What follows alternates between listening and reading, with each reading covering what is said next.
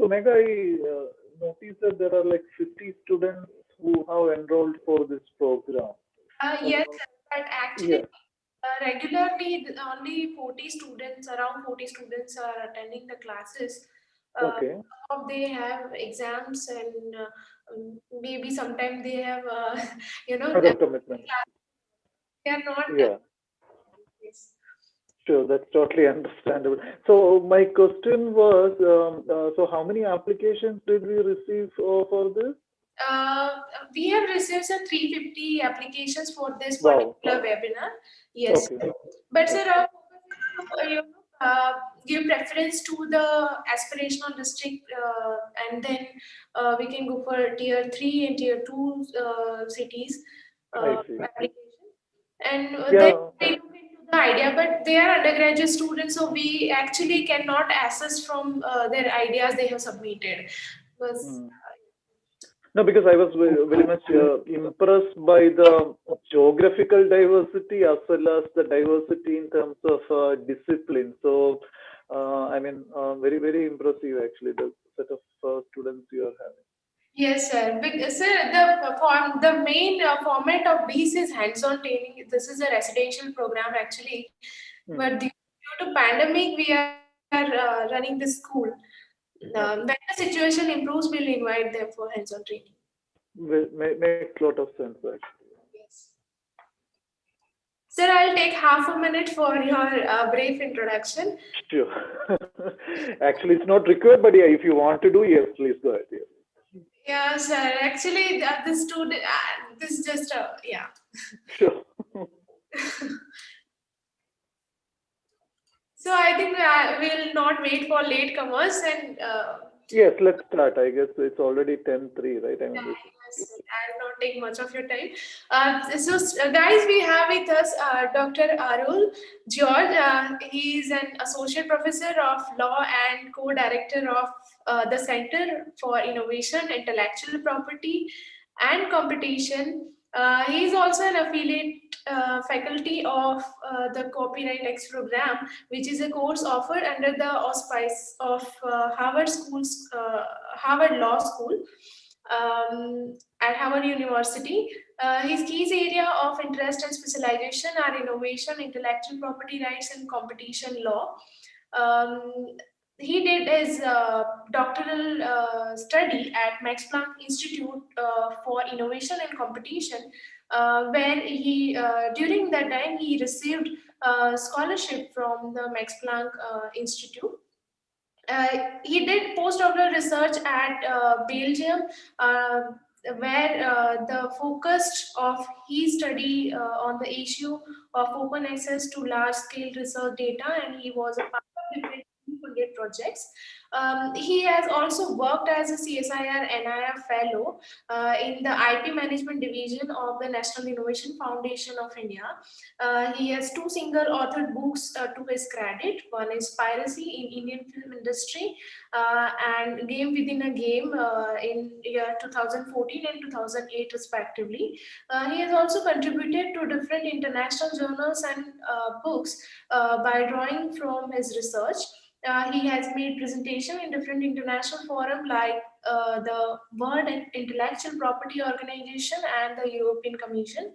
Apart from speaking at different international conferences, he was a member of advisory committee constituted by the National Council of Educational Research and Training in 2014 for addressing the copyright rights licenses issues for the open e-textbook projects of NCRT. He is currently a member of IPR expert group constituted by Department of Science and Technology, Government of Rajasthan.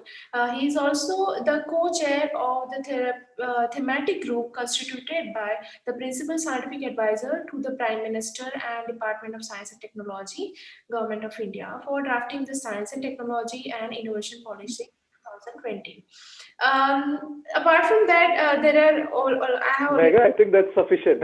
It's already, you know. So Mega, yeah, thanks so much for that very, very long introduction. So she said she will be taking half a minute, and you have seen, I mean, she has already taken more than 3 minutes.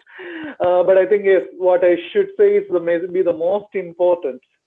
I think the turning point in my career was, I think, from 2006 to 8, wherein I could actually work with Professor Anil K. Gupta at the National Innovation Foundation and Srishti. So as Megha was mentioning, I was a CSIR NIF fellow, and it was at that, I think, point in my career I could actually learn really about what intellectual property rights are, or rather, what intellectual property rights should be, particularly for the grassroots innovators and traditional knowledge holders in India. So I thank Dr. Megha as well as my mentor and guru, Professor Anil K. Gupta, for inviting me for this lecture, because it's always a feeling like, yeah, I'm going back to my home. So Megha said, yes,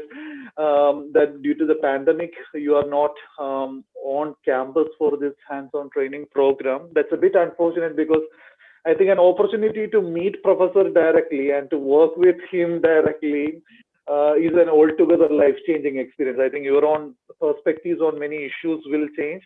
And I truly hope that you all will get an opportunity to meet him in person and also work with him intensively on some of the issues on which you are interested. So Megha was very kind enough to share with me the participant profile. As I briefly indicated to her earlier, I must say that I'm really, really impressed by the kind of diversity which we have in this group. And also, I mean, the kind of things which you mentioned for joining this particular program. So, yeah, thanks again to Megha and Professor Gupta for inviting me for this discussion. So, Megha, when she invited me for this discussion, mentioned that we have like 1 hour 15 minutes in total for presentation plus interactions. But what I would request, I mean, with of course the permission of Megha, is that we won't keep the questions till the end, because see, this is a hands-on training program, right? And I also understand that most of you are undergraduate students. So what we will do is, I mean, we will take the questions as we proceed, because some of the things which we will be discussing may not be familiar for me. Megha mentioned to me earlier that yes, the term intellectual property rights was briefly mentioned by one of the resource persons earlier, but I'm also not very much sure how much information you have all got with respect to intellectual property rights. So we'll start from the very, very basics. So the broader goal of this particular interactive session is only, like, I mean, there are two goals primarily. One, to introduce you to the concept of intellectual property rights. And then second, as the title indicates, I would also like to talk a bit about how we evolve an ethical framework for intellectual property rights, particularly when we deal with the people in the informal sector. And there I would be using primarily my learnings from the Honeybee Network. So I have been associated with Honeybee Network for more than a decade now. And so based on my association with Honeybee Network, I'll also share with you some insights on what we as students or what we as researchers need to keep in mind while dealing with the issue of intellectual property rights. So yes, I reemphasize, this is an interactive session, and I'm not going to let any of you sleep during this session. So for the first 1 hour, we all need to be active. So please ask questions. I think that's the only way to proceed. So maybe I'll start by asking one question to all of you. That is, what comes to your mind when you hear the term intellectual property rights? So Megha mentioned, yes, you had at least one resource person talking about intellectual property rights, but it could be from that interaction, or it could be from any of the other things which you might have learned from your course, or you might have learned from newspapers, or whatever other sources might be. So let me hear from at least a couple of you what comes to your mind when you hear the term intellectual property rights. Please don't be shy. Yes, I want to hear as many of you as possible. Excuse Please me. unmute you. Yes, Gaurav, go ahead. So intellectual property rights are those rights which are given to us when we invent something or we design something in terms of our own innovative thinking and creativity. So Okay. those rights could be protected. Okay. Great. Thanks, Gaurav. And Rishabh said copyright is what is coming to his mind when he hears the term intellectual property rights. Anyone else who wants to speak, please? You can also, of course, mention, yeah, Rishabh also mentioned pattern. You can either type on the chat box or you can speak actually. Why don't you speak? Yeah, if the internet connectivity is permitting, I think you should speak. Sir, Yes. the legal protectivity of our ideas is known as intellectual property rights, I think, sir. Protecting your ideas. Okay, good, interesting. Yeah. Anyone else? Don't be shy. There are no wrong answers here. This is an informal discussion, so please don't be shy. Shruti, I think Shruti wants to say something. Shruti Singh, no? Intellectual property right of maybe like research papers and different films, movies, authors have their intellectual property right on their stories, many things. Okay. Mainly the things which are not means in physical form means mainly the starting from idea. Okay.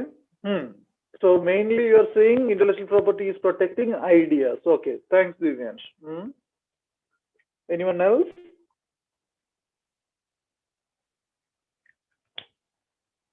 Please don't be shy.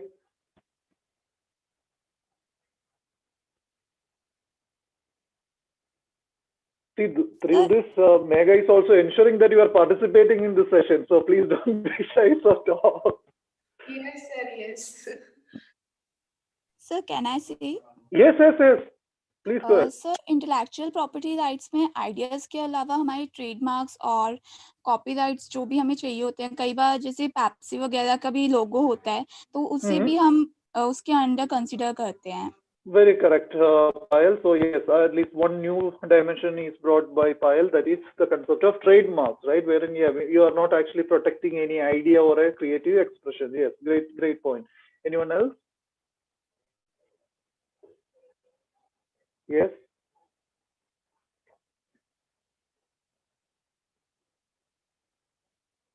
Please don't be shy. Again, I re-emphasize, there are no wrong answers here. So you had at least 4 or 5 people, right? And all 5 of them were actually telling correct answers only. So please don't be shy.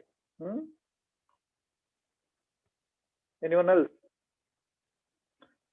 Okay, if you don't have an answer, let me also ask the host. Mega, what comes to your mind when you hear the term intellectual property rights? Mega will be now thinking, why did I invite this guy, right? Yes, please, Mega. Yeah. What comes to your mind?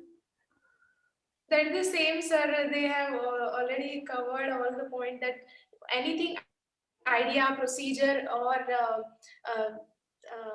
maybe a trademark or that is maybe that idea can be individual or maybe a community knowledge or traditional knowledge that can be protected by particular under the law. Okay, so you said idea. The second thing was procedure, right? What do you mean by procedure? That can be a particular method. Okay. Okay. Yeah, I got it. Yes.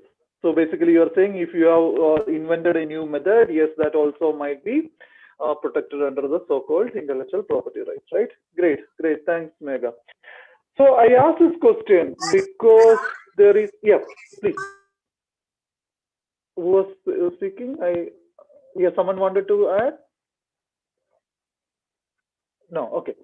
So I asked this question primarily because the scholars across the world are also debating how do we define the term intellectual property rights. So one of the things which you should know at the outset is that there is no universally accepted definition for the term intellectual property rights. So different people are defining the term intellectual property rights in many different ways. So it's like the 7 blind men looking at an elephant, right, and saying, okay, by touching the tail, yes, they will say one thing. By touching the legs, they might say something else. So it's similar to that situation. So on your screen, you are seeing 2 of the prominent definitions. So one is from the Webster's dictionary, which is saying that intellectual property is property such as an idea, invention, or process, which are the things, examples which you mentioned, that derives from the work of the mind or intellect. And it also says also an application right or registration relating to this. So it's a property right that is deriving from the mind of the mind or intellect. So that's the approach which Webster's dictionary has taken. But then let's look at the second definition, which is coming from the most prominent organization, the most prominent international organization working in the area of intellectual property rights, that is World Intellectual Property Rights Organization in Geneva. So they say intellectual property refers to creations of the mind, and then they are citing some examples like inventions, literary and artistic works, symbols, names, and images used in commerce. So here also what you can see is that they are not using an exhaustive list, but they are using an inclusive list. So they have put some examples and they have left it open for the world to add more examples there. So from the interactions which we had now, yes, we already got ideas. Then yes, Megha was mentioning procedures or methods. Then I think Payal was mentioning about trademark. Like that, yes, as you can see from the definitions here also, yes, they are also having examples mentioned there. But I was kind of surprised by the fact that no one told about plant varieties, right? I mean, that's also one place where so much of innovations are happening. So one of the things which you should understand is, yes, if you are coming up with a new plant variety, that can also be a part of intellectual property rights. So in the next couple of minutes, what you will be seeing is what are the different types of intellectual property rights that are in existence today. So we'll see different examples, more I think specifically at least 7 categories of intellectual property rights that exist in most of the countries. So here I must also add that intellectual property rights are territorial in character, or in other words, when you are, say, for example, taking a patent over something or a trademark over something, you are getting protection only in that jurisdiction where you got the right. For example, imagine that Gaurav invented a new, I would say, motorcycle engine, some revolutionary thing in a motorcycle engine. And then if Gaurav wants to get protection in India, yes, Gaurav should go and make an application before the Indian Patent Office. And the final thing which he will be getting, the protection is also limited to the territory of India. If Gaurav wants to get protection for his innovation in the United States or in China, whatever it might be, what he will have to do is he will have to go and file applications in those jurisdictions and get protection in those jurisdictions. So different countries have different laws. So I am going to take 7 intellectual property rights, and these 7 types of intellectual property rights are in existence in most of the jurisdictions which you and I are knowing. But there are also other jurisdictions wherein you might even see more type of intellectual property rights. So one of the reasons why we are seeing this diversity of definitions for the term intellectual property rights is the fact that the things which are generally considered as intellectual property rights are also growing year by year. So initially it might have started with just, say, for example, patents or copyright, but then yes, it got expanded into other areas also. And even today it is expanding, but at least 7 types of intellectual property rights can be seen in most of the jurisdictions.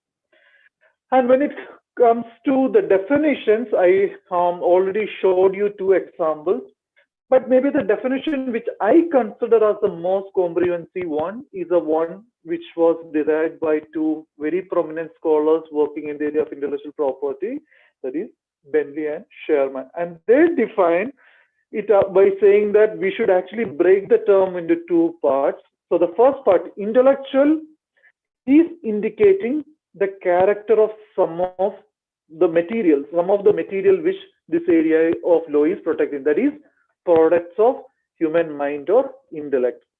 And the second part, property, is indicating the form of regulation. That is, if you are saying that you have property rights over something, you are in a sense saying that yes, you have exclusive rights which are similar to property rights over tangible products. For example, if Jamal or Kamlan is having a motorcycle, and then they can show that particular motorcycle and say that yes, I own that particular motorcycle. So you have a property right over that tangible product, that is motorcycle. Similarly, in the context of intellectual property rights, what we are saying is that when you are creating from something from your human mind or using your creativity, you are saying that, okay, I own this particular creative output or an innovative output. So that's the reason why I can, so these are two elements. One is that intellectual, which is an adjective in English, and the other element is property. And if you can satisfy both these aspects, yes, then we are actually seeing something, or we are considering something as intellectual property. So I said, yes, this is working more or less similar to the property rights over tangible. So we should also know both the similarities as well as the differences between the property rights over tangible goods. So like most of the tangible goods, most of the intellectual property rights can also be assigned or bequeathed. So you can actually, so once you create, say for example, a patentable innovation, you can, say for example, sell it to a company to manufacture that according to the innovation which you came out, and you might receive money in return or something else in return. Similarly, you can also transfer your right to your family or your future generation. For example, if you have a son or daughter, you can actually say that, to put it in the will that, okay, these patent rights can be transferred to that particular daughter or son. So in that manner, yes, there are similarities between property rights over tangible goods and property rights over intangible goods. The second aspect of similarity is trespassers can be prosecuted, or in other words, say for example, if someone is taking away the bike of Gaurav, yes, Gaurav can go to the police station and say that, yes, someone stole my bike. Similarly, if someone is actually using the innovation of Gaurav without his permission, then yes, Gaurav has certain legal remedies available. Or in other words, when someone is infringing his rights, yes, he can actually try to prosecute them. The third is, yes, similar to the property rights in tangible goods, here also you are actually giving an exclusive right to exploit that particular property or give others a license to do so in different ways. So I earlier mentioned that yes, you can transfer your patent right to a company. In some cases, you may not transfer the right. What you will do is you will license the right to use that particular thing to one company or more than one company. So there also you can actually see similarity. But there are also certain major limitations in comparison with property rights over tangible goods. The most important is, in the case of a tangible good, say for example an apple, only one person can eat a particular piece of apple at one point of time, right? But in the case of intangible goods, most of the things like, say for example, a digital book or digital music, more than one person can consume that particular product at the same time. Or in other words, when I consume, say for example, a digital music file, say from Amazon Music, it is not actually diminishing the possibility of use of the same musical file by anyone else who is actually participating in this lecture. Yes, please. Sir, sorry for interruption, sir. I actually have a small doubt, sir. Yes, please. Go ahead. Go ahead. Yes, sir. Sir, the patenting usually takes time, right? So around 3 to 4 years. Sir. So what if someone steals the idea between this time before the patent gets registered? Excellent question. So we will be coming into those specific details later, but at least for the purpose of our discussion now, what you need to know is that, yes, the relevant date with respect to patents is a date of filing. So when you say, for example, you are absolutely right in pointing out that once you go to a patent office, file a patent application, it might take around 2 or 3 years to grant a patent. And the duration of patent is also specifically limited. So you get a total period of 20 years for if in any case a patent is granted for your innovation. But when you calculate the time period, generally that starts from the date of filing of your application. So that's a relevant date. So the clock starts from that particular point of time. But then your question is very relevant. What do you do with infringements that might be happening between that filing date and the date of grant? So generally, you won't get any remedies for that particular period of time because people are also not very sure whether you had a legitimate right in what you tried to claim through that particular patent application, right? So generally, the remedies are limited from the time of grant to the time of expiry. So that is means you are getting almost around 17 years of rigorous protection. But at least on paper, the protection would be backdated. But in practice, when it comes to the grant of remedies, since the other person was not aware of the fact that, okay, there is a patent that has been granted, there won't be a possibility to get monetary damages and so on. So in general, yes, please be aware of the fact that the remedies are from that particular point of time. With respect to trademarks, so you asked it in the context of patents, but I am also clarifying it in the aspect of trademarks as well as copyright now itself. With respect to trademarks, you might have noticed that on some advertisements, you will see people putting the word R along with the trademark. So if R is used in a circle near a particular word, it is conveying the message that that particular trademark has been registered.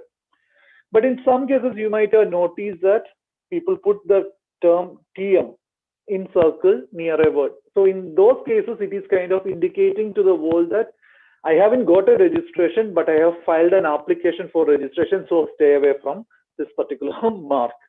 But again, I mean, in general, the courts would be granting remedies only after the registration, but in principle, the moment you are seeing that, okay, someone has filed an application, it is advisable to stay away from that particular, say, for example, trademark, or in the case of patents, maybe from the use of that particular process, which is used for creating that particular invention. But there is a difference in the case of copyright. So that difference is, in the case of copyright, the protection is automatic in character. So the moment, say, for example, you write down certain things, you are automatically becoming the copyright owner over that particular piece of work. So in other words, say, for example, some of you might be taking notes of this lecture, right, and the discussion. So the moment you are putting them down in your own words, and if it can meet that minimal requirements of originality, which is a requirement under copyright law, you are immediately getting copyright protection over your work, and you will be able to prevent anyone else from using or reproducing that particular piece of work. So that's the difference between copyright and the other types of intellectual property which we mentioned. Excuse me, sir. So much for Sir, copyright can be used by third person or not? Like I have my own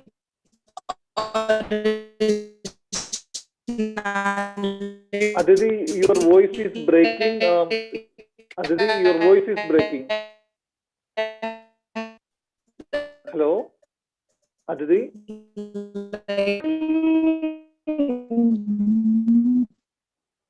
Hello? Aditi? Aditi, can you just repeat the question, because your voice was breaking. So if there is a connectivity issue, maybe you can also type the question on chat box and I can read it from there. Okay, sir. But now it was clear. Can you just try one more time, Aditi? Hello? Yes. Can you just repeat your question? Sir, I was saying that the copyright can, like I have my original notes, like you have example.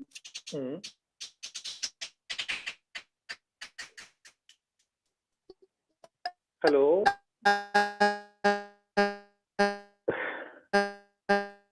Aditi, I think there is still a connectivity issue. So can you, if you don't mind, can you type it on the chat Used box? it and Hello? Yes, okay. So once Aditi writes a question, we'll definitely take up that question. Is there any other question at this point? Yes, sir, I have a Yes, question. sir. I also have. Yes, please. Sir, previously you told that plant variety also comes in IPR. Sir, how Yes. a plant variety can come in IPR as it is existing before the man and it is not a creation of mind? Yes, so we'll come to that, Gaurav, later when we discuss about the types of intellectual property rights. We'll definitely be taking up that. Gaurav, just Anyone else? Yes, sir, I would like to ask one question. You talked about license. Yeah. Either we transfer the rights or we license those. So what is the difference between them? Like Okay, in that's the a great license, I will be question. getting the Yeah. So that's a great question, Gaurav. So in the case of assignment, you are actually transferring the ownership rights over that particular intellectual property right. So in other words, once you assign, you are no longer the owner of, say, for example, that patent or copyright. The person who received the work will be the owner. But in the case of licensing, you will be retaining the ownership, but you are only allowing the other person to use it for a specific purpose, which you will be mentioning in the contract which you will be drafting. So that's a major difference. So as far as possible, if you are an inventor, if you are a creator, you should try to license your work rather than assign your work, because once you assign your work, you don't have any rights over that particular piece of innovation or that copyrightable work, except maybe the right of attribution. So that's something which you need to keep in mind. So as far as possible, please only engage in licensing rather than in assignment, which involves transfer of ownership. I hope I clarified that. Sir, is there any limitation in terms of time for that licensing? No, you can actually, so you have freedom to draft your licensing terms in any manner you want, whatever condition you want to put, you can actually put in. But say, for example, I mean, again, this would also depend upon the statute. So, for example, in the case of copyright statute, if you license it to someone for, say, for example, publication, and if that particular person doesn't publish it within a specific time period, then yes, the statute is also having a provision which says yes, the rights will be reverted to you and you can license it to anyone else without fear of legal complications. So like that, yes, there are actually specific provisions, but otherwise, yes, you have the freedom to decide on the term of license and all other factors. You have considerable freedom. sir, can be the license be cancelled at any point of time? That's again a good legal question. So when you draft a contract, so one of the things which you should also specifically think about and include is what are the circumstances under which either of the parties can actually cancel the license. So on almost every contract, good contract, you will see there is one clause which is dealing with termination of the contract. And then yes, the cancellation procedure will be after that particular the agreement which you have made, and if you violate that, the other person can actually sue you. But in general, yes, this issue will be taken care of in that technology license agreement through a particular clause, that is termination clause, and that involves generally a mandatory requirement of giving sufficient notice period and so on. So generally, like at least 30 days time period should be given to the other side to give a notice. Excuse me, sir. Yes, Ambika. Before Ambika, can I just quickly take Aditi's question, Yes, because she has already written that. Yes, So she is asking, sir, can copyright can be used by third person or not? Then what are the rights in the copyright? Can third person use it for their display, for their benefit? So see, once you are the copyright owner, you are able to prevent the entire world from using that particular piece of work. So it doesn't matter whether it's a second party or a third party. you as a copyright owner can actually prevent the use of the work. But then, yes, it is also subject to the question of whether you have a valid copyright in your work, because that is often determined only at the stage of a litigation. So as I mentioned earlier, in the case of copyright, what makes it really unique is the fact that protection is automatic in character. So the moment you create a copyrightable work, you are becoming the copyright owner of that particular work.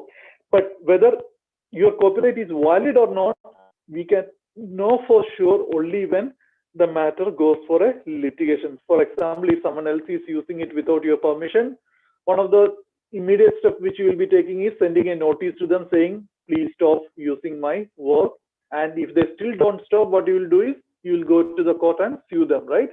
And at the time of suing them, the first immediate step which they will be taking is they will challenge the validity of your copyright.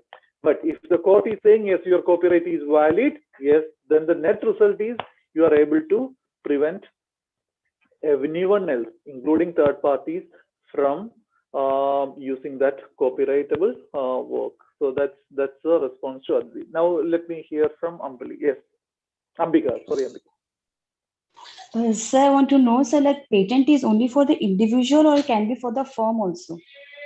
So, it can also, so basically you will have to on the innovator column. So again, I mean, these are specific questions relating to patents, so we can also come to that later. But yeah, maybe I can also respond now itself. So there are two columns. So one is the innovator column. So there you'll have to mention the name of the individual, and then there is also an assignee that is who is actually owning the particular patent.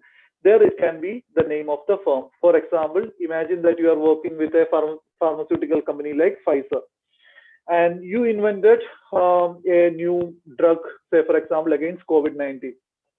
So when you file the patent application, on the innovator column, the name will be shown as Ambika Agarwal, but on the ownership, the assignee column, the name of the company will be existing because you did it as part of your work at Pfizer. So that's the way generally the patent system will be working. Sir, actually, I want to know, so I suppose I have an idea. I form the team of 5 people and I start a company. So the right of the idea, like patent should be given to me or to my company. So that's again exactly. So I mean on the innovator column, so if the idea was from all 5 of you, you should mention the name of all the 5 people, because other persons can otherwise sue you and saying that okay, you are not entitled to make an application. But whether the particular firm will be owning the patent or whether you 5 as individuals will be owning the patent, that would depend on the contract between you and the firm. So for example, when you join a job, in most of the jobs, they will have a specific provision which will be saying, in the job contract, there will be a specific provision which will be saying that any work which you produce as part of your job will be belonging to that particular organization. So naturally, the moment you are creating a patentable innovation, that patent will be owned by the firm, not by you. But again, I re-emphasize, on the innovator column, the firm will still have to mention your name. So that's a important legal principle there. Is that clear? Okay, sir. Thank you, sir. Sir? Yes. Sir, suppose we invent something like a engine, sir, like a motorcycle engine, and we have registered a patent. So before the patent is granted, can we start its mass production, or should we wait until the patent is granted? So again, a very important but a very specific question. I could have taken it later also, but again, I mean, we can, since we don't have that much time today, we'll take it immediately.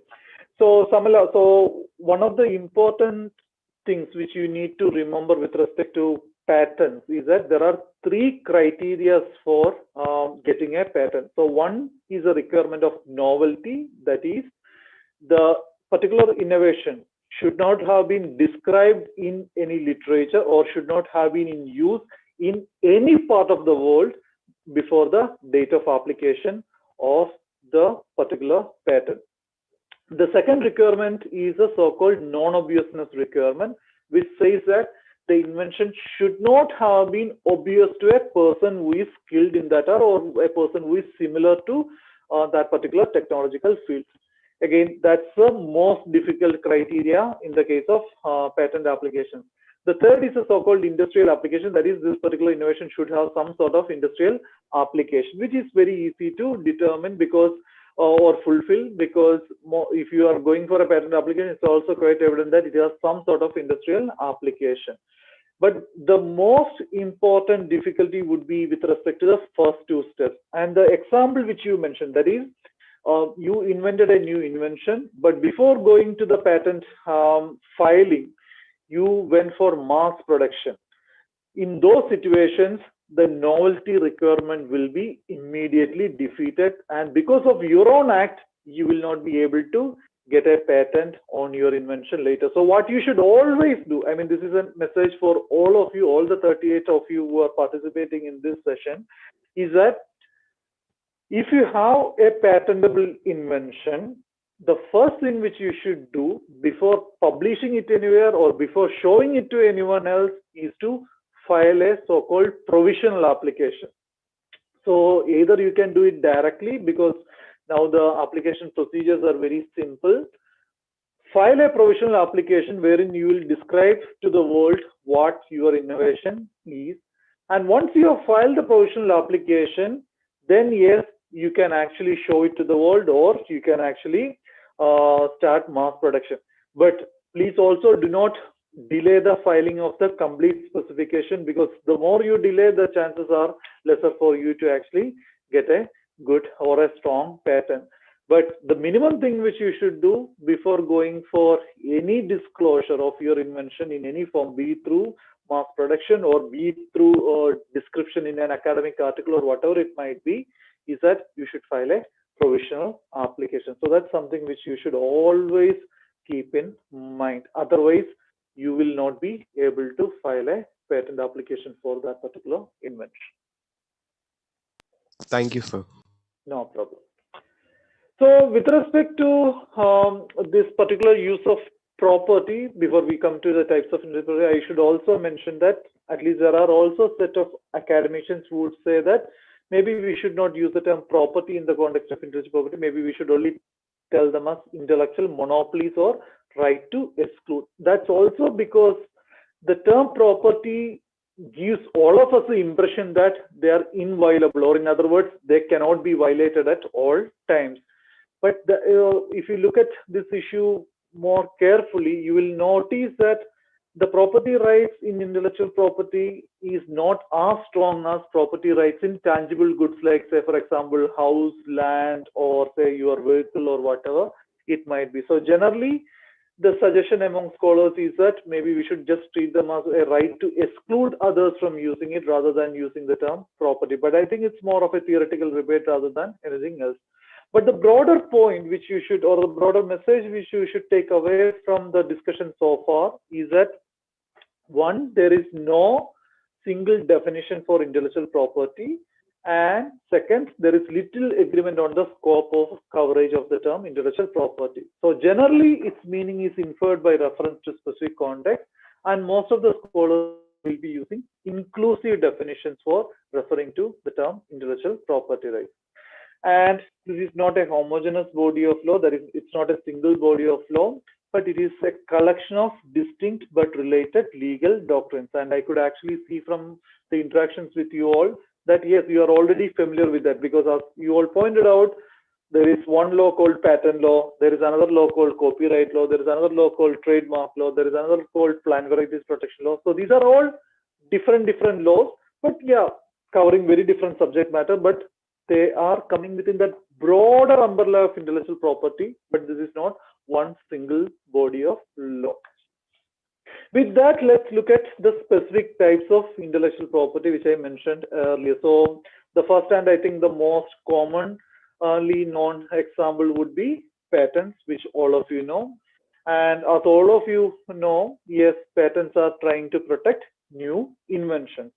And as I mentioned earlier, to get a patent, you need to fulfill three or certain formalities, more specifically three formalities: novelty, non-obviousness, and industrial application. So only if you can fulfill these criteria, you will be able to get patent protection over your invention. On top of these three, I would also add that there is also one specific provision, that is Section 3 in our Patents Act, which is listing out certain things that cannot be patented. For example, one of the things which they have mentioned in Section 3 is software per se. So imagine that you wrote a software. Then if you go to the patent office saying, I need patent protection for this software, they will not grant you patent protection in India, because software as such cannot be a subject matter of patent protection in India. Of course, it can be protected under copyright law, but it cannot be protected under patent law in India.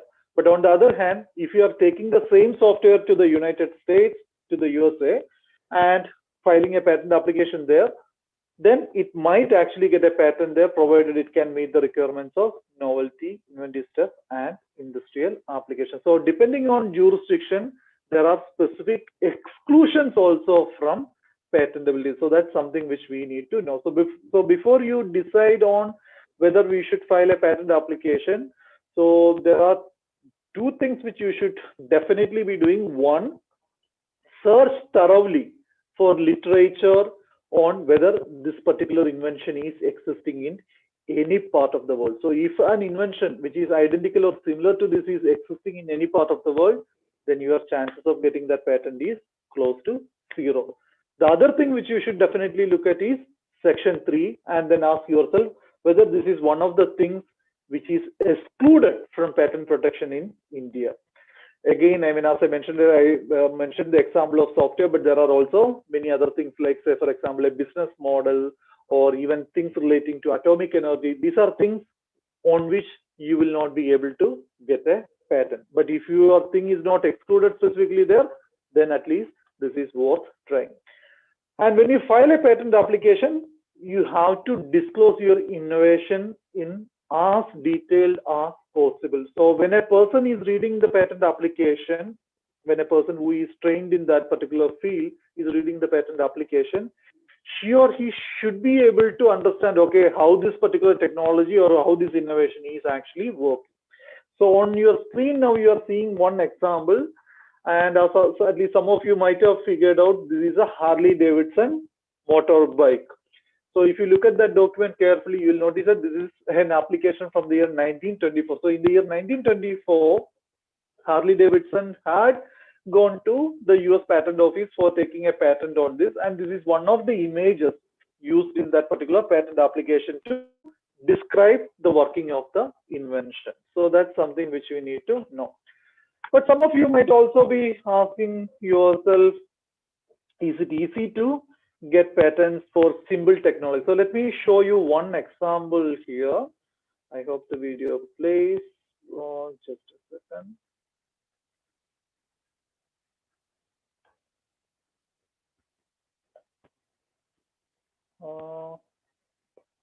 I guess I'll have to share.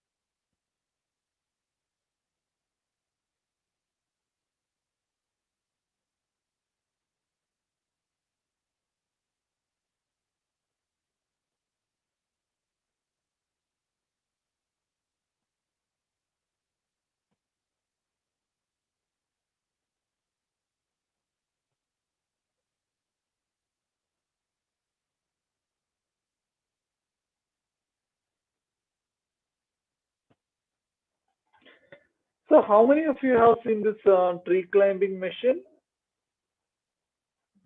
Anyone? Yes, sir, I've seen. Okay, Gaurav has seen it. Where have you seen it? Sir, Or in where are the you? So in the Discovery Channel, like you showed the video. Okay, in the Discovery I had Channel. already Okay. watched that. Okay, but in reality, you haven't seen it, right? I mean, in real life, you haven't seen it. No, sir. Okay. Anyone else has seen the working of this invention in practice? No? Okay. Yeah, recently it was shown in some presentations. Okay, yeah. Okay, fine. Yeah, I think in this group, yes, I could imagine that some others might have also used this presentation. But the reason why I showed you this particular video was, yes, this is an innovation that came to the National Innovation Foundation when I was working there. And as you can see, it's a very, very simple innovation, right? I mean, there is not much of technological complexity as in, say, for example, the engine of a motorbike or a motor car or whatever it might be.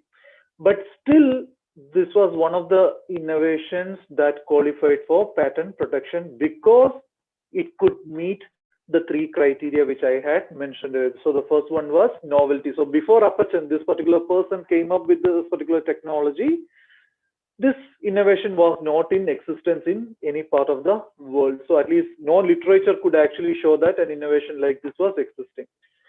Similarly, yes, no person could have also actually foreseen. I mean, people who are experts in mechanical engineering could have foreseen that, okay, with a simple thing like this, you could have actually addressed an important issue like this, that is climbing up the trees and plucking coconuts. By the way, similar technologies evolved later. For example, I think that when I was working at NIF, I could also see another innovation coming from Jammu and Kashmir on climbing the poles actually. So again, I mean, it was a modified version of this, but it also came much later. But again, yes, variations came. But at least when I think Appachan filed this particular application, this wasn't in existence in any part of the world.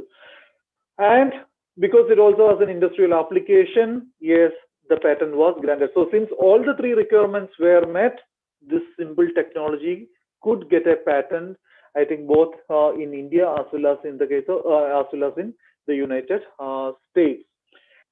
So the simple message is that to be patentable, a particular technology need not be very complicated. It can also be a very simple technology. But please also be aware of the fact that it is not just useful technologies that can get patent, as you can see here, and I think as you can also see from the title of the invention, sometimes really stupid things can also get patent protection. So I am not going to explain how this particular technology is working, but you can actually immediately see from the picture how the technology is working. It's a really stupid one, but it got a patent in the United States. But in general, I would say that yes, since it is going through a rigorous examination process, yes, it's also not that easy to get patent protection. So once you file an application, the patent examiner will have to examine it according to the conditions which I mentioned earlier. And in general, only a small fraction of applications will be granted. Most of the applications will be rejected on grounds of lack of novelty or lack of inventive step. The second type of IP is also something which I mentioned earlier, that is copyright. So many of you said, yes, if there is a story which has been used for making a movie, yes, that story might be getting copyright protection. So here I need to clarify one aspect. So many of you mentioned that ideas can be protected under copyright. So that's not actually possible. So what you are protecting under copyright law is the expression of an idea. For example, I might have a broad idea of, say, for example, a love relationship between two people.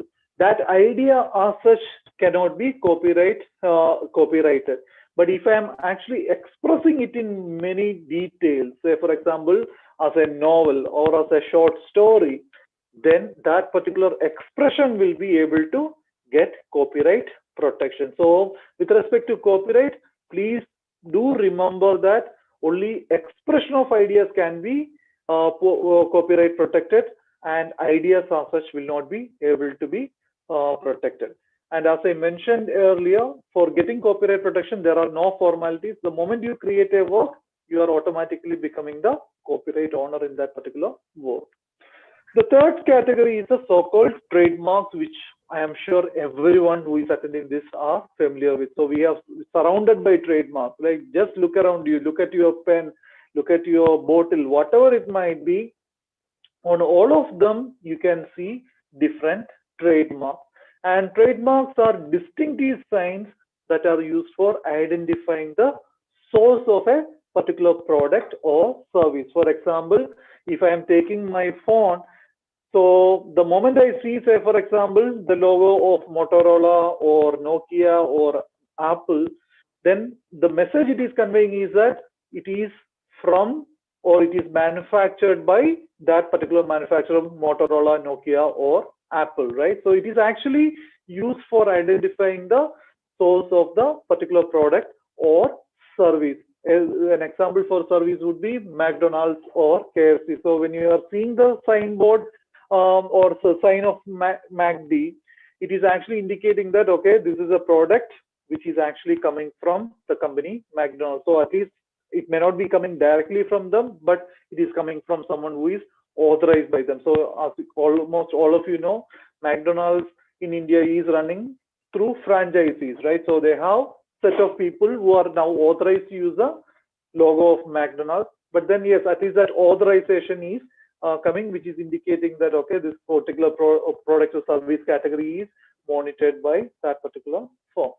But with respect to trademark protection, generally, yes, you need to file an application and then only you will be able to get protection.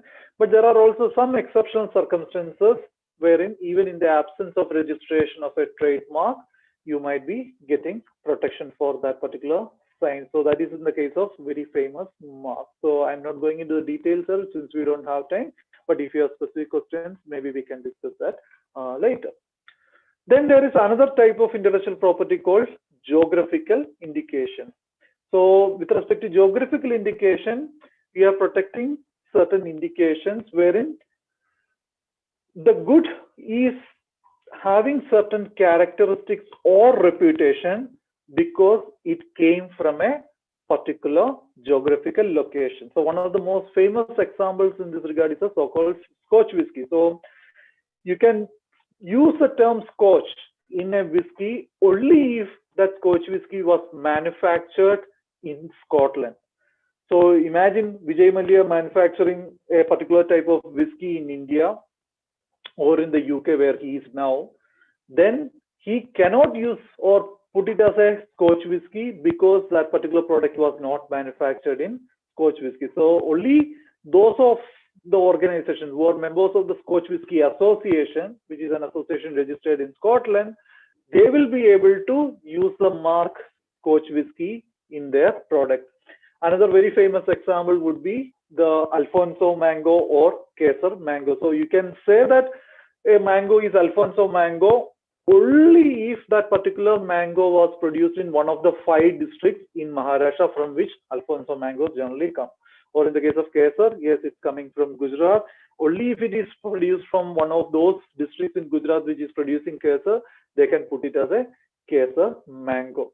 With respect to geographical indications, please also remember that individuals cannot file a GI application. Only associations or government bodies can actually file GI applications because it is a collective right. So it's not an individual right. So the Kesar Producers Association can go to the Geographical Indications Registry and file an application and get a GI registration. Similarly, the Alfonso Producers Association can do. Or alternatively, what can be done is either the government of Maharashtra or government of Gujarat can actually file an application on behalf of the farmers producing these mangoes. So geographic indications is also another extremely important type of intellectual property rights, and it is one of the major types of intellectual property rights that can protect the interests of farmers. Then there is another type of intellectual property rights which is slowly gaining more prominence, that is known as a design right. So imagine that one of you, say for example Aditi or Anand or Payal, made a new design for a product, say for example phone. And Aditi, Anand or Payal wants to protect that design. So what she or he should be doing is they should go to the designs registry and file an application. So in the case of designs, what we are protecting is the external appearance of the wall or parts of a particular product. So the example which I have put here is something which you might be familiar for many of you. That is one of the earlier models of Apple. So when Apple was going to launch this particular product, before launching, what they did was they filed an application for this design. You can see front, rear, as well as side designs before the design registries in different countries. And there was an important consequence for that. That is, later when Samsung tried to copy this particular design, Apple sued them in different jurisdictions.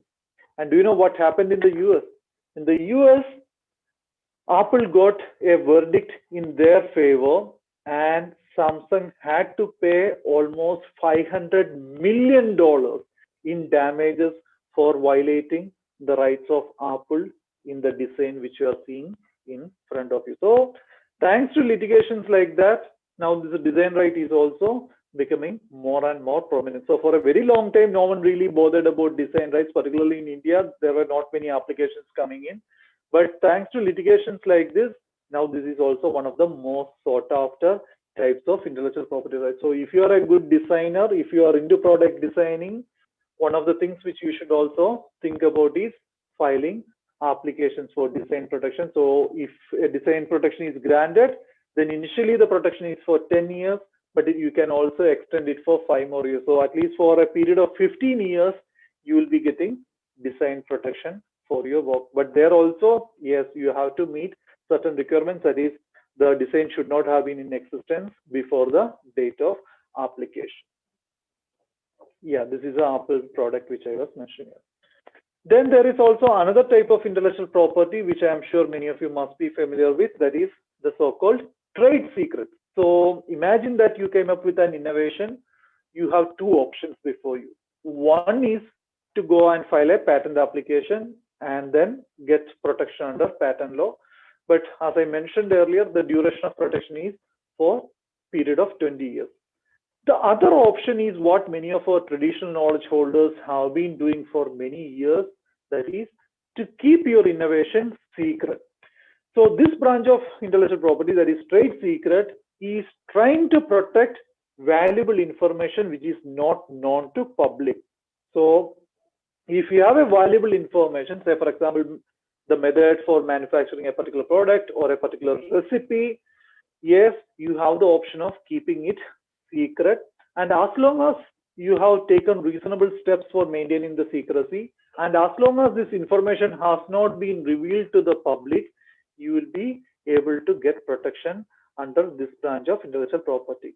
And the most prominent example in this regard is a recipe for Coke. So many of you might have taken Coke, but one of the things which you should be aware of is not even the manufacturers of Coke in India knows what all contents actually go into the production of that particular taste. So that flavor is a trade secret which is held closely by Coca-Cola. Same is the case with respect to Kentucky Fried Chicken. So some of you might have enjoyed Kentucky Fried Chicken. So there also that recipe which gives a unique taste for Kentucky Fried Chicken is a trade secret which they have kept in a very strong safe in the United States. And as long as no one is able to take it out and reveal it to the public, companies like Coca-Cola and KFC will be getting protection over that particular piece of information. But here I re-emphasize, the moment the public manages to get access to that information, the protection is gone. The protection exists only till the time you are able to maintain it as a secret, and that is a major limitation for this type of intellectual property. The next type of intellectual property is plant variety. So someone asked me when a plant variety can be protected. So there are different types of protection under our Plant Varieties Protection and Farmers' Rights Act. So if it's a new variety, yes, you have to meet certain important requirements. The most important requirements are distinctiveness, uniformity, and stability. So this so-called DUS test is not easy for everyone to fulfill. So it's a very stringent test. So if imagine that you came up with a new plant variety, say for example through a new budding method or whatever it might be, and if you want to get protection, yes, you need to file an application before the Plant Varieties and Farmers' Rights Authority Act. There is a specific body which has been framed under this act, and then you have to go through that examination process. And if the particular variety passes this distinctiveness, uniformity, and stability test, yes, then you will be getting protection for that plant variety for a specific period of time. So if you go to, say, for example, the NIF website, or I think for that matter, even also Srishti website, you might actually see that some of the farmers, farmers have managed to get protection for new plant varieties. So the one which you are seeing on the screen is a very famous HMD plant variety, which has got plant variety protection and which is also used by the plant varieties authorities as a benchmark for analyzing new applications in this area. So again, this is a very important branch of intellectual property rights, but sadly, most of our farmers are not aware of the existence of this kind of an intellectual property right. Last but not least, there is So means plant variety can only be patented when means it discovered means it made because of human intervention only, means it is only variety at a particular place where the person is growing, like means it is means it is happened to be there from thousands of years ago, then it cannot be patented. Exactly. So those ones will not be now be able to be under protection. But for when you are creating a new plant variety through your own intellect, yes, then you will be getting that protection under the Plant Varieties Act. But I would always urge you to be careful in using or avoiding the use of the term patenting here, because patent law is different, plant variety law is different. So when India became a party to the so-called the TRIPS agreement, because India is now a party to that international agreement, we had two options. So one option was to protect new plant varieties under the patent law. That's what some of the countries are doing. But the other option was to create a new law and protect it under that particular law. So what we did was we created this new law, Protection of Plant Varieties and Farmers' Rights Act, and we are protecting it under that particular law. And that's also for a reason, because India is a country of farmers, right? A substantial segment of our population is depending on agriculture. And we need to ensure that when we grant monopoly rights, it won't negatively affect our farmers. So the farmers have been enjoying certain rights for a very, very long time. This includes the right to reuse seeds and so on. To ensure that we protect all those rights, what we did was we drafted a new legislation, new law, and we are protecting plant varieties under that one.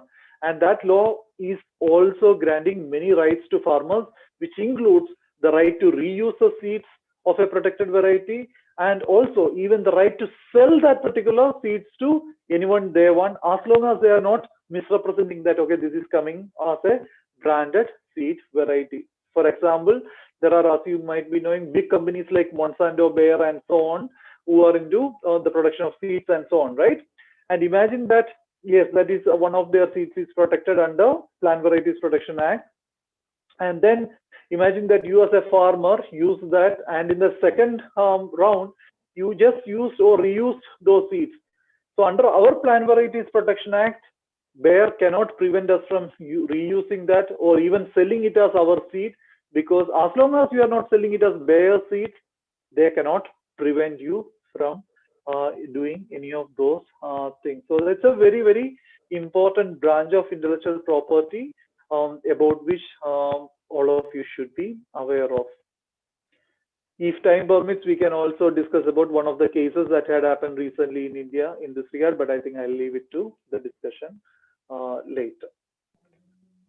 And as I mentioned earlier, yes, there is also one more type of intellectual property that is existing in India today, that is a protection which is given for layout designs of semiconductor ICs. So as almost all of you must have seen at least once in your life, if you have opened any of these electronic gadgets, the integrated circuits have certain layout designs, right? So that is also specifically protected under one branch of intellectual property, that is this branch, semiconductor integrated circuits layout design. And we have a specific legislation for that. We have also a specific authority for managing the registrations here. But I must add here that not many people generally go under this particular protection. So when I checked the even the latest data, I could only see 2 applications that were filed or granted under this particular legislation. One was, I think, for BHEL, Bharat Heavy Electric Limited, and the other one was for ISRO. So not many people are using this.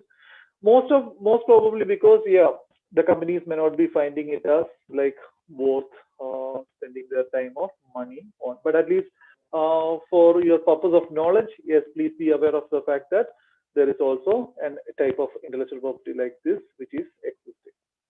And these are the important IP laws that exist in India. No need to go through that now. I will be sharing the slides with Megha later, and you can actually refer to them. And each of them are dealing with the specific types of intellectual property which we discussed earlier. So one of the things which you should also remember after this session is that different intellectual property rights might coexist in a single product. For example, if I am taking this phone as an example, the phone has a trademark of the manufacturer who is producing it. So there is a trademark existing. Then, yes, there might also be design rights over the particular design of this particular product. Then, yes, there might also be copyright in the apps which are existing in this particular phone. Then, yes, there might also be maybe hundreds or thousands of patents on how this particular phone is actually working. So different intellectual property rights can actually coexist in that particular product. Similar is another important conceptual clarity which you should be having, that is IP rights are different from the physical objects in which they are embodied. For example, imagine that Gaurav is sending a letter to Samala or someone else in this particular batch. So once Gaurav is putting down his words into the letter, yes, in general, he is becoming the copyright owner in that particular work. But once the letter is reaching Samala or someone else, yes, that particular person is owning that physical letter, but still Gaurav will be retaining the copyright over that particular product. So that's also one of the important conceptual things which you need to be aware of in this particular regard. So intellectual property is separate from the physical objects in which they are embodied, and that's true in the case of all types of intellectual property, which includes patents and copyright. So one of the other things which I should also mention, I know that Megha, can I take 5 more minutes before we wind up the discussion? Sure, sir. Sure. Okay. So one of the other things which I should also mention is that, yes, most of us might be under the impression that giving strong IP protection is always necessary for innovation and creativity. That may not always be true. Sometimes it might be the lack of IP protection that might be important for innovation and creativity. So that's also one of the important things which you should be aware of. So one of my favorite examples in this regard is fashion. So in the case of fashion, so look around you. In general, you will see that, yes, fashion industry is one industry where you will see enormous amount of creativity. So in theory, at least copyright protection can exist or design protection can exist there. But if you look at it in practice, you don't generally see many litigations happening in that area. So even in the absence of enforcement of intellectual property rights, what you are generally seeing is flourishment of creativity there. One of my other favorite examples is academic work. People like Dr. Megha or me are writing articles not for the sake of getting copyright protection or not for the sake of getting money from those works, but we are generally influenced by certain other factors, including, say, for example, the prospects of getting a job or the prospects of conveying to our communities that, okay, this is a new information which I have and I want to share with all of you. So there are many such examples wherein you can notice that it is not IP intellectual property that is driving creativity or innovation, but it might be the lack of intellectual property which might be driving creativity. So this also brings me to the final question, that is, how do we find a balance in IP? So on one side, I would say, yes, we need to reward creators and innovators, but it is also equally important that we ensure access for the public to science, technology, and culture. And in this context, I need to highlight one important aspect which Professor Gupta has been highlighting for the last so many years, that is, as a nation, as an individual, as a community, I think we are terrible when it comes to sharing of our knowledge resources. We are all happy to take knowledge from other people, but when it comes to sharing of our knowledge, sharing of our information, we are not that enthusiastic. And I would like to show here one of the examples in this regard, which is from a survey which we conducted as part of the Open Science India project at my research center, wherein you can see that among the respondents who said they rely on publications which are openly available, only around 36% or 37% responded by saying that they were also sharing their publications through an open access repository. And among people who said they use data which is available in public, only around 32% shared their data with the public. And that's a really, really bad scenario, right? I mean, if we are taking things from the public, if we are taking things from the informal sector or from the formal sector for our knowledge or for our product creation, then we also have an ethical duty to share back. And that's the reason why I would say, if you ask me what you as a student or researcher can do, I think the most important thing which you can do is be like a honeybee in the knowledge ecosystem. So you can definitely take knowledge from others, but you should also contribute back to the knowledge production ecosystem. And that's what the Honeybee Network has been trying for so many years, and that's what you should all be trying to do. So particularly when you engage with the informal sector, one of the important things which you as a student, which you as a researcher need to do is you need to ensure prior informed consent while taking information from knowledge holders. For example, you might be talking with a traditional knowledge holder and then getting very valuable information. So one of the things which you should do is, yes, tell them very clearly what you are going to do with the knowledge you received from them. Inform them about what are the consequences of this particular sharing. For example, some of the traditional knowledge holders might just want to share their knowledge with the world. Yes, then that's absolutely fine that yes, you are also sharing it with the world through, say, for example, a publication or whatever it might be. But some of them may not want to actually do that, but they might only want to communicate it with you, and that too in a special capacity. In those cases, yes, you need to actually clearly tell them what you will be doing or what you will not be doing with the knowledge you have received from them.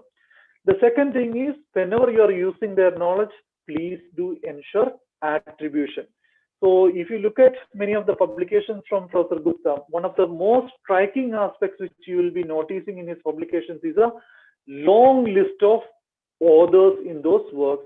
And if you carefully check who are those authors, you will notice that many of them are traditional knowledge holders or grassroots innovators. And that's because he wants to ensure that all of them also get due recognition when someone is actually reading that particular publication, because they also contributed to that particular final piece of publication which you, Professor Gupta, might have shared. So in many cases, yes, it is Professor Gupta who might have actually written down that particular publication, but then yes, he was influenced by the knowledge of maybe 100 or more knowledge holders. And as far as possible, I have seen him trying to give attribution to all of them. So that's something which you also need to practice whenever you are engaging with traditional knowledge holders or grassroots innovators. Then, yes, you also need to ensure reciprocity. So if you are taking knowledge from grassroots innovators or traditional knowledge holders, one of the things which you should also do is, whatever value you added add to that particular piece of knowledge, please share it back with the community. Most of the time, we will forget them once we add value to the knowledge or once we commercialize innovation. So that's something which you should never ever do. Please do share it back with them. If you are filing a patent application or if you're taking copyright related benefits, please ensure that you also share a portion of the benefits with them. In the case of patent applications, it's always ideal to also mention them as co-innovators. So that's also something which you need to do. Last but not the least, you should also be champions of the so-called innovation commons. So the concept of innovation commons, which is again is developed by Professor Gupta and a couple of other colleagues at Honeybee Network, essentially argues that when it comes to the use of our innovation, we should not prevent horizontal dissemination of knowledge. For example, if Samala or Anand has come up with a new innovation on whatever technology it might be, sure, he should allow the use of that particular innovation by all the other students in India as far as possible, because then only there will be more, I would say, creative or innovative products coming into our country. But if someone wants to commercialize that particular innovation, then yes, they should also go back to Samala or Anand or whoever that has come up with that particular innovation and then engage into a benefit sharing agreement. So that's in a nutshell the concept of innovation commons. So as far as possible, we as students, we as researchers should try to follow that model of innovation commons when it comes to the sharing of our innovations or sharing of our knowledge in general. Maybe one final point also, maybe you all should also try to become volunteers or practitioners of open science. That is, open science is a global movement which is demanding transparency, both in terms of the way knowledge is produced and also the manner in which knowledge is disseminated. For example, when it comes to the manner in which knowledge is produced, the movement is saying that we should be more transparent about the procedures adopted and also about the data and other things which are used in the creation of the product. When it comes to dissemination, it very specifically demands that we should share our work through open access modes as far as possible. So as students, as researchers, we need to be champions of open science as well as innovation commons. So with that, I will end my presentation. And I know that I have taken more than 5 minutes than what I was allotted to me. I apologize for that, but I truly hope that this is just the beginning of a conversation rather than the end of a conversation. You all can see my email ID, otherwise Dr. Megha can also give you. And please feel free to reach out to me if you have any questions on any of these aspects. Thank you. Thank you, sir. I think students have interacted with you and there is a lot of questions they have asked, but still we can spend 2-3 minutes. Sure. Yeah, Gaurav, please continue. Yes, thank you, ma'am. Sir, just the last question. Like you talked about, you said that in US we can patent the software. So what if I want to go for the PCT application, like international patenting? So again, I mean, in this particular case, I mean, in the case of software, as I mentioned earlier, in the Indian context, we have taken a policy decision that we should not grant patent protection for software per se. And there were many reasons for that. Particularly, the reason was when it comes to innovations in software, we can notice that they are incremental innovation. And if we grant something strong like a patent protection, the general consequence will be that we will be prohibiting the innovations in those branches. And so one of the conscious decisions India took was, yes, we should not actually do this. But some of the other jurisdictions like the United States and a couple of other countries have said, okay, we don't really bother about that. We can actually grant patent protection also for software as long as it can meet the requirements of this novelty, inventive step for industrial application or any other criteria that might be existing in those jurisdictions. So yes, there are some countries that have actually taken that particular approach. So what you as an inventor could actually do is you can file an application there either directly or use a PCT, because PCT is just a window. So again, I mean, you should always remember that PCT is not granting patents.